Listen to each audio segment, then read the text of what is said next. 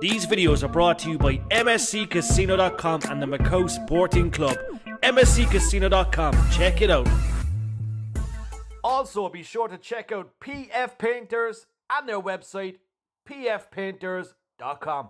You are watching Sports Matters TV. The guys, the Redmen TV, it's something that we've watched for many years. You know, when we go to Liverpool, we'll always, watch the podcast before the shows. After a game, after, anything at all related Liverpool-wise, it's always the Redmen TV you need to check out. But they have announced a tour. Thankfully, we're going to get Cork, Dublin and Belfast this April, guys. And that's what we're going to talk about amongst other things, including the Cup final this Sunday. But first of all, my man, we have that tour announced. Obviously, we have Dublin first, then Belfast, then Cork. They're coming to Cypress Avenue, Cork on Friday, April 25th. But I'd say you're delighted that you can come back to Ireland, first of all, my man. Yeah, thanks for having me. Absolutely, mate. Yeah, like I say, we did Belfast and Dublin last year, and they both sold out. We had a really good time. So the same venue, in fact, the same venue in Belfast, they've got a bigger venue in Dublin because it's sold out. So yeah, we've gone posher to the Ambassador, which is reopened, of course, and then never been to Cork, so looking forward to that one as well. So yeah, it's not just a podcast that we come over and do a tour. It's a proper show. We have a laugh and we have fun and games and don't take ourselves too seriously. Lots of music, lots of songs. So really looking forward to it. Again, that week in April, fingers crossed, all goes well. Liverpool could be Premier League champions or about to become Premier League champions, depending on how results go between now and then. Not to jinx it too much, but that's kind of the way it's working out. So really looking forward to being over there. Yeah, I can't wait to get back. It was such good fun last year.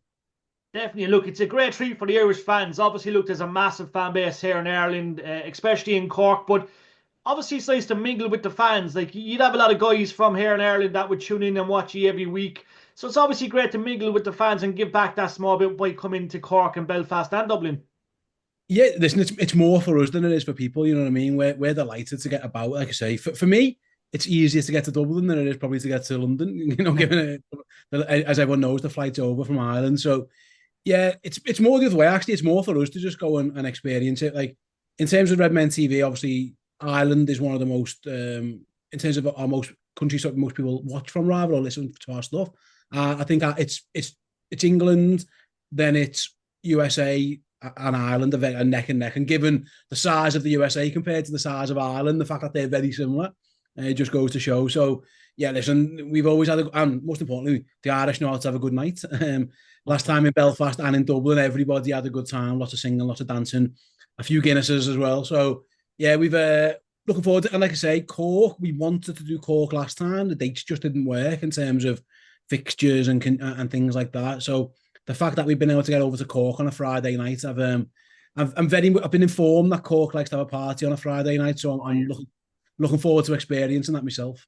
Yeah, no, we can't wait. It's going to be epic. And look, Cypress Avenue, Cork is an iconic venue. It's known to host many legends, and look, we're blessed to have the Redmen TV coming to Cork as well. We'll have all the links on the video just below. But listen, my man, it's been a great season. You've had a lot to talk about this season already. Obviously the Premier League is within sight. We have a League Cup final this weekend as well against Newcastle. We dramatically crashed out of the Champions League, but look, I would have honestly said I'd rather the Premier League than the Champions League. Other people would want the Champions League, but for me, I think the Premier League is essential to get that 28th. But it's been a great season. You've had some great content. And look, you get to do what you love, which is incredible. It's the dream job. But tell us, how have you found this season so far? Yeah, it's been lots of fun, to be honest with you. It's been great. We're quite blessed, like you say. We work hard, but we're quite lucky to be able to be in the position we're in. All thanks to Paul and Chris, who set this up 15 years ago. This is the 15th year of Redmen TV. It's mad because like fan channels are the norm now. Like Redmen TV was the first one. There was nothing before it. It was like the trendsetter and the first of many. Now every club's got one. There's some clubs have got, Liverpool have got like 20 or whatever. So yeah, we are quite blessed in that. I am personally, I've jumped on their coattails a little bit and joined a little bit later on. The last two seasons have been enjoyable. Obviously, the end of last year wasn't so much, given when things kind of went sour. But for most of it, it was. The year before was really tough. So yeah, when Liverpool are good, we have much more smiles on our face. There are other fan channels out there who do better when their team loses. That is not the case at Redmen. When Liverpool do well, we tend to, the views go up, the listens, the positivity around, people want to get engaged more with the show and stuff. So, yeah, listen, for the new managers to come in, we were all worried. How long is it going to take him to get his feet under the table? He's replacing a legend. It's going to be really, really tough. And he's kind of made the Premier League look like a piece of cake, really. He's almost certainly going to go and win that. Like you mentioned, he might win another trophy at this weekend as well in that League Cup final, which we're favourites for. So, yeah, if you'd have said to me the day Jurgen Klopp retired, or that day he was on the Anfield pitch singing Arne Slot's name, that we will be Premier League champions within a year or so, I'd have thought you'd taken something crazy. So it's like a pinch me season, really. It's been absolutely wonderful. Definitely. And look, there was a lot of heartache last season. Obviously, we know Jurgen announced the departure. Obviously, we were tuning into the Redmen TV. Obviously, there was a lot of kind of stuff put out there for Jurgen, but it was a big loss to the club, and something that we still feel today, because look, he demands like a gentle giant. He's a guy you just want to hug and you admire so much. But it was a big loss for the club. But look, we were lucky in the sense that we have Ernie now, and he's a winning machine. But how did you find, past years, when Jurgen was in the club? Obviously, Liverpool are probably your biggest fans. The club itself, they love the Redmen TV. But Jurgen was obviously a pleasure to be around and to do stuff on. Yeah, he was the best. He really was. A lot of the stuff that we did was because Jurgen liked the content we did. It was that simple. We never pandered or did anything different. We just were ourselves, and he watched the stuff. Like, he listened to the stuff now and then, and he admitted so. He'd have conversations about it with us and say, I saw your video, or I listened to you say this. I think he acknowledged that we were always fair. Am I allowed to swear on this one, Jerry? Or you are, my man. You are. So I'm quoting Jurgen Klopp. He said, "What I liked about you guys is that if we were shit, you'd admit we were shit, but you would never blame us for like a lack of trying or anything. You'd always try and find reasons." And then he said, when I spoke to him, he said, "We knew we were shit as well, so it didn't hurt," which was nice. He was just a good guy. I mean, it's a great guy. That's one that, in terms of a purely professional business point of view, we haven't got that relationship yet with Arne Slot. Obviously, we'd like to, and hopefully he checks it out and he enjoys it, and maybe we can get a bit of time with him in the future. But Jurgen was a fan, which is ridiculous, really. The day I met him, okay, we did an interview before he left, and he was like, "Oh, I'm used to watching you on TV, and now you're here." And I was like, "Well, I can say the same to you." Probably more. So he was a wonderful man. Like I say, Liverpool were really struggling before he came. That I joined Redmen TV full time in 2021. If it wasn't for Jurgen Klopp, that wouldn't have existed, because the growth of Liverpool globally and the positivity around the club that he brought back, winning the Champions League, winning the Premier League, getting Liverpool just competing at the highest level again. I owe this, like what I do now on a daily basis. It all comes down to that fella. So eternally grateful, but it was right for him to move on. Spoke to him personally again on that day, and he was ready to go. He'd burnt himself out pretty much, and he'd done a really good job replacing him with a guy who is equally as addicted to winning football matches, maybe not quite as charismatic, but he certainly got something about him. Arne Slot, he comes across. Bumped into him very briefly this summer in America, and he was very pleasant, nice guy, and the fact that he's going to be probably the man who brings us that 20th league title, he's already going to be a legend in his first season. Yeah, he's surreal. He's just cool as a breeze, a bit of a dark horse, but definitely a different character to Jurgen. But look, I'm sure that he'll break his silence soon when it comes to the Redmen TV, and he'll open his arms and say, "Lads, come into my office and let's talk." I hope so. It'd be nice. You will definitely know. Listen, it's been a great year. We look, there's many factors that we could talk about. Obviously, look, being knocked out of the FA Cup is a bit of a shock. Obviously, we're in the League Cup final. Champions League, I have to be honest, and I think PSG were probably the better team throughout the two games. Now, there was moments we could have probably taken that game, and you look at the goal they scored, and it's one of them things. But look, I suppose they were a better team. But it's been a good season. Look, we mentioned the talks of three big players as well: Van Dijk, Salah, and Trent. And I think we had James Pearce on with us there a few weeks back, and this is when it was kind of like a hot topic in a sense of the January was kind of there. We thought the new contracts might be signed, but he was kind of optimistic on two or three of the players. He was kind of more optimistic with Van Dijk and Salah staying, Trent maybe going. But listen, what's your thoughts on that situation? The three key players for the club. We don't know if Trent will be back before the end of the season. I'm hoping he will be, but Do you reckon all three stay, or do you reckon it's the case of one goes, two goes, or maybe all three go? My guess is Virgil signs a new contract. I think Trent's going to leave, and I'm 50-50 on Mo Salah. I hope all three of them stay. Obviously, it goes without saying, three fantastic players. I'd be surprised if Virgil, the captain, about to win the Premier League, if he left. Salah is purely down to finances, you would think. We don't know what he's asking for in terms of money and length of contract. There aren't many teams, I think, who can pay him that much more than Liverpool, really, unless he does go to Saudi or whatever. And he's more entitled to do that. Maybe he goes to the USA and cashes in a bit like Leo Messi. I think he's still got a few more years at the top for that. And I think he really wants to win that Ballon d'Or. And you're not really going to do that playing Saudi or MLS. So that gives me hope on him. The sense I get with Trent, and again, this is not insight, this is just purely as a fan, is that he's been here, done that, he's won everything, and Real Madrid won him.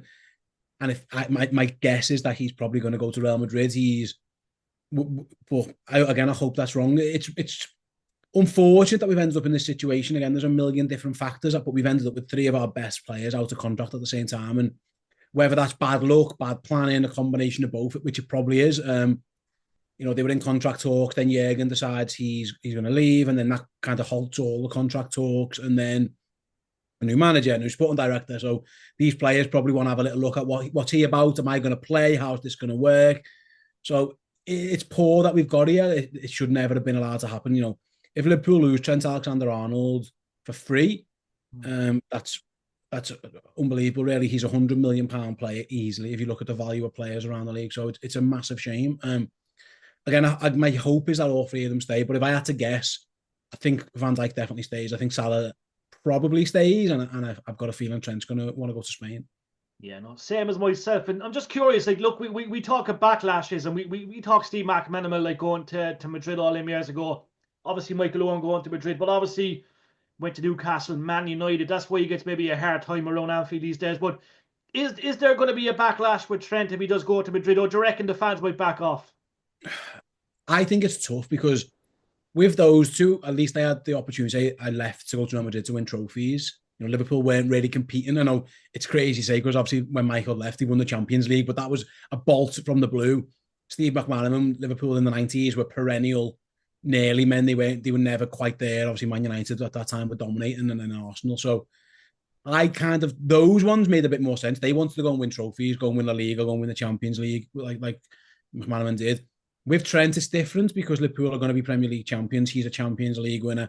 They're in another cup final this weekend. Unfortunately, he's injured for. So he can't come out and say, I wanted to win trophies somewhere else, because that just isn't true. Because he's doing that here. He's competing for the highest honours. So, listen, I don't know. I don't want to predict how other people will react to him. But I would be surprised if there wasn't some animosity there for a player who, not only the fact that he's leaving, the fact that he's leaving on a free transfer, that won't bode well when he's a local guy costing the club, a huge transfer fee. So, listen, I don't think it's all going to be roses and holding hands if he does leave.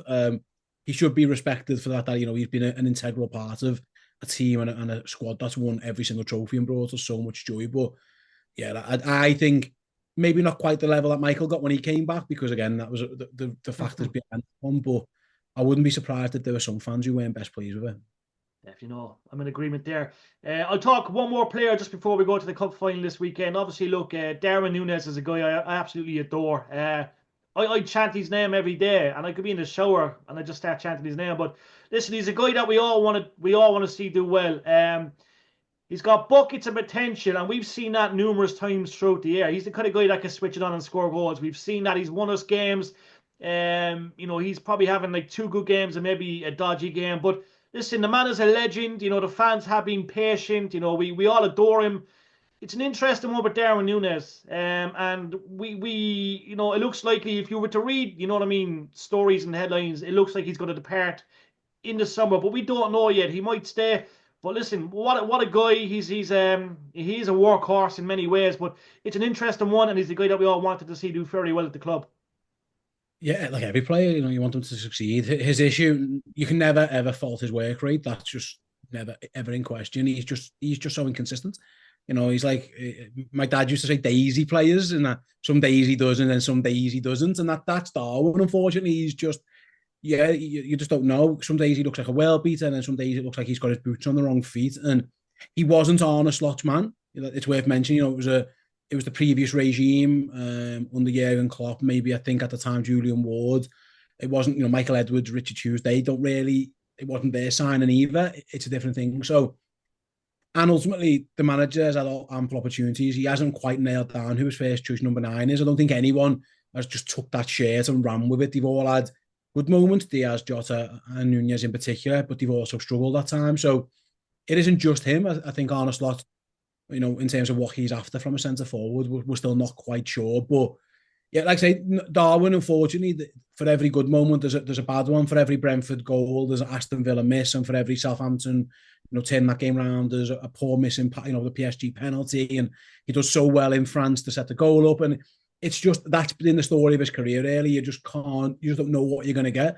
I wouldn't be surprised if the manager wanted someone who's a bit more consistent, maybe even if the highs weren't quite as high as Darwin's, if you knew his base level was, well, he's going to guarantee you 7 out of 10 every week or wherever, because, you know, Arne Slot done something very few Liverpool managers come out and criticise players in public.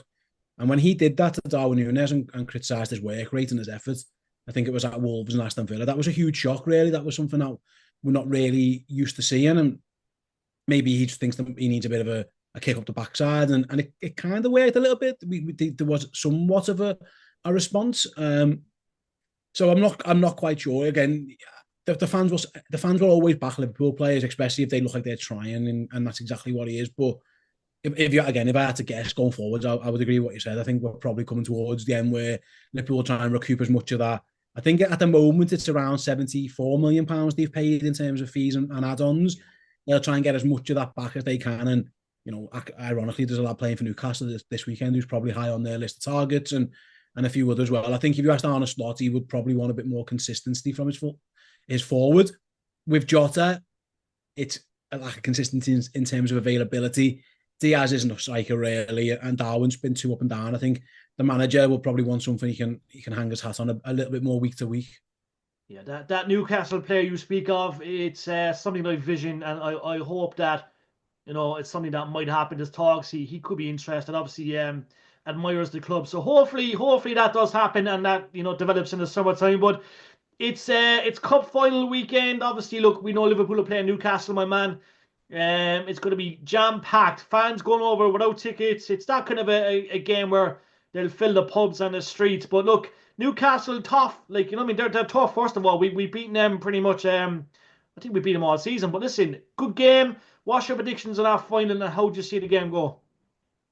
Yeah, we're definitely favourites. Absolutely, we're favourites. You know, if it was Arsenal who'd got through, I think maybe you'd have thought it was more 50-50, maybe just Liverpool edging it with their injuries. Yeah, it's interesting, really. Again, the loss of Anthony Gordon for them was huge, maybe counterbalanced by the fact that we're going to be without Trent. So that's definitely one where I think Liverpool will be happy with, the fact that there's no Anthony Gordon on that big Wembley pitch to sprint in behind. We beat them quite convincingly at Anfield a few weeks ago. Obviously, Isak didn't play in that game, and that's a huge X factor. You know, it's Callum Wilson to Alex Isak's a bit of a drop off. So I think the fact that they've got injuries as well, especially at the back, is a big blow for them. You know, Lewis Hall and Sven Botman both being out might be difficult for them. I envisage Liverpool winning the game, but I don't think it'll be easy. I think I predicted something like a 2-1. But there is just something about the experience of playing in big finals and getting over the line. And Liverpool have got loads of those players. Newcastle don't really. They've had some lads who have had big moments, don't get me wrong. They've got, you know, a team full of internationals. But I do believe sometimes just the history of and the ability and the experience of going and winning. Newcastle got to one final recently against Man United, and they kind of folded a little bit there. It wasn't a great Manchester United side that they got beat by. And again, it was similar, really. They were just Man United players who've got experience of being in finals and winning trophies, and I think Liverpool have got that, and I think that's key. You know, for Newcastle, there'll be some players there who this is a huge, massive, one of the biggest games of the season, and maybe it's for some of them some of the biggest games of their careers. For Liverpool, it's not that really. You know, it's just it's a big game, but it's another game, and so I think maybe you'd like to think Liverpool can probably deal with the occasion a little bit better. It's going to be wild. You mentioned like people are flying over, but also Newcastle fans are brilliant as well. They'll be travelling down from the northeast in their tens and hundreds of thousands. So it's going to be a big day at Wembley. But I would just back us with the experience and that extra bit of quality to get the job done.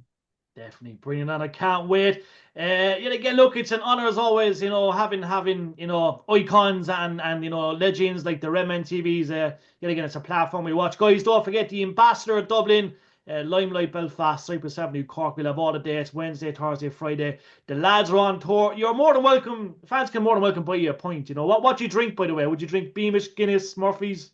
I'm not much of a drinker, but Chris will be on. You can buy Chris double the Guinnesses.